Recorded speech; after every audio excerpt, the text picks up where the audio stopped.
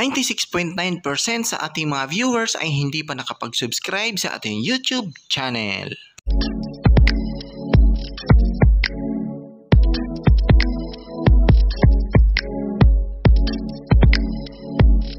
Disclaimer: this channel does not promote or encourage any illegal activities.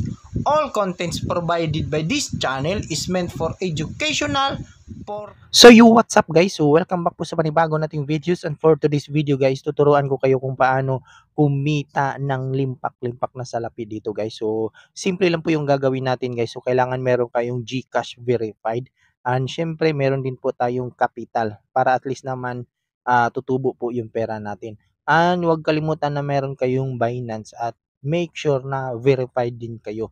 So kailangan lang po ng valid ID. So dito guys, i-press natin yung sa itaas at meron ditong more services. So tuturuan ko kayo kung paano ang tamang pagti-trade dito sa Binance. So pipindutin natin yung P2P trading, and then click natin yung payment, and then hanapin natin yung GCash kasi yung GCash yung pinakamadali dito. And yung amount natin, so yung amount po, yun po yung budget natin. So depende po sa inyo kung ano po yung budget nyo. So dito, kung ano yung pinaka-recommend first dito, yung pinaka-mababa is 56.27 at yung limit niya is 2,000 pesos. So yun po yung bibilhin natin guys. So sa baba is medyo mahal na po siya. So wag nyo na po yung piliin. So doon tayo sa pinaka-first, and then i-click natin yung buy, and then i-type natin buy fiat, so 3,400 pesos.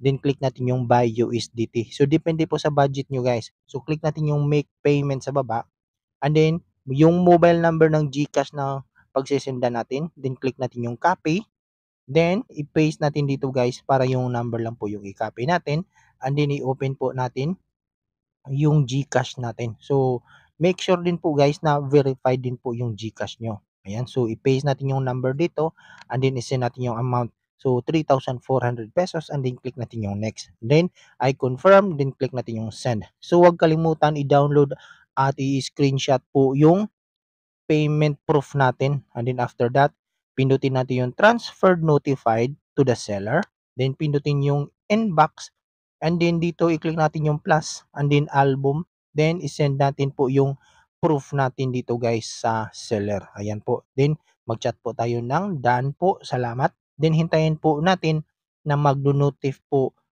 yung USDT natin na nabili. So ayan, so ibig sabihin nakabili na po tayo ng USDT. So 3,400 pesos is equivalent to 60.42 USDT. So ganito po yung gagawin natin guys after po bumili ng pinakamura, pinakababang USDT dito sa Binance. Pupunta tayo sa wallet, and then click yung funding, then pipindutin natin yung transfer. So from funding, spot wallet, pipindutin natin yung USDT, then pindutin yung max, then confirm transfer. So yun lang po yung gagawin natin guys. After bumili, funding, transfer. So pagkatapos mag-transfer sa funding to spot, then magka-convert naman tayo into Litecoin or LTC. So punta tayo sa more services, and then hanapin natin yung trade, and then hahanapin natin yung convert. Ayan. So USDT, pipindutin natin yung sa baba, and then convert to LTC or Litecoin. So max 60.42 USDT, then LTC, preview conversion successful, then press back. So after natin mag-convert into USDT to LTC, pipindutin naman yung LTC, then click yung withdrawal, then send via crypto network. So dito naman yung network natin is pipiliin na naman natin yung Litecoin or LTC, then pindutin natin yung max. Yun po yung amount natin, withdrawal amount. And then ito yung pinaka-importante guys. So after natin bumili ng USDT, then convert to LTC, dito natin ibebenta sa Terlo yung ating LTC. So yung withdrawal amount natin, ilalagay natin dyan, and yun yung PayPal email natin. So huwag kalimutan at make sure na hindi kayo magkamali ng yung PayPal email. So ganito po yung steps natin, either saan po dito sa dalawa. So bibigay ko yung referral link natin guys, kasi mataas yung personal rate natin kapag gagamitin nyo po yung link natin sa description. So, kahit saan dyan sa dalawa. So, withdrawal amount natin is ilalagay natin dyan. And then yung PayPal email natin guys, huwag kalimutan at huwag magkamali mag-type para hindi po kayo magkakaproblema. So after nyo po mag-type ng amount at saka PayPal email, pipindutin natin yung Sell LTC. And then, kukunin natin yung address dito sa pinakababa. Please send exactly. So kailangan match po yung amount natin dito sa Binance. Then after that, kukunin natin yung address. So either sa Hiribi or sa Terlo po yung address na kukunin natin. Then after mag-copy, paste, then withdraw, click confirm, then withdraw. So dito po yung security verification, normal lang po ito guys. So security sa email, yan po yung mag-send po ng code. Then sa authentication app, sa Google app, yan po yung authenticator natin. I-download nyo lang po yan sa Play Store. Ayan. So, after that, i-click natin yung authentication app at i-type natin yung security code. So, yun. Boom. So, withdrawal processing. Then, hihintayin na lang po natin ng ilang oras. So, mostly, 24 hours po yung nilalagay nila dito. Pero, hindi po siya umaabot. Nasa 2 hours, 3 hours lang po. Depende sa pagti-trade natin. So, hihintayin lang po natin dito yung ating pupunta tayo sa Hiribi natin and then check natin yung transaction natin. So pag nandito na, may nakalagay na in process. So 76.15 USD po yung makukuha natin. So remember guys, yung capital natin is 3,400.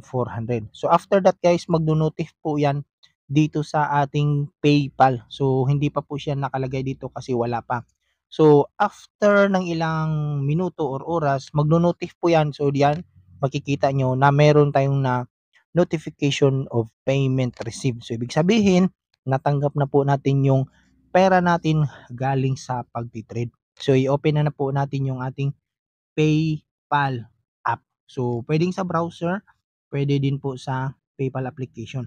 So, meron tayong nakuha na 79.95. So, not bad guys kasi yung capital natin dito is 3,400 pesos lamang. So, i-open natin. Ayun, boom. Meron tayong 4,103.70 pesos. So, magkano nga ba yung tinubo natin sa ating 3,400 pesos? So, dito guys, makikita nyo na minsan nakalagay in process pero minsan nagbabayad na po yan. So, pwede nyo pong i-check yan sa Gmail nyo. So, i-calculate natin guys yung capital natin at magkano nga yung tinubo natin. So, meron tayong 4,103. Ayan. So, minus natin yung capital natin na 3,400 pesos. So, meron tayong tinubo na 703 pesos. So, not bad na po ito guys para sa isang kagaya nating tambay lamang. So, kung gusto mo din kumita kagaya ko guys, pwede nyo din po sundan yung ating guide. At dito, pwede nating i-cash in ng agad-agad sa ating GCash app. Then click natin yung PayPal, cash in lang. Ayan, so 4,103. Then 0.70. Click natin yung next. So napakadali lang kumita dito guys at mag-withdraw gamit yung PayPal account. Ayan, so click done. So pipindutin natin yung done sa itaas.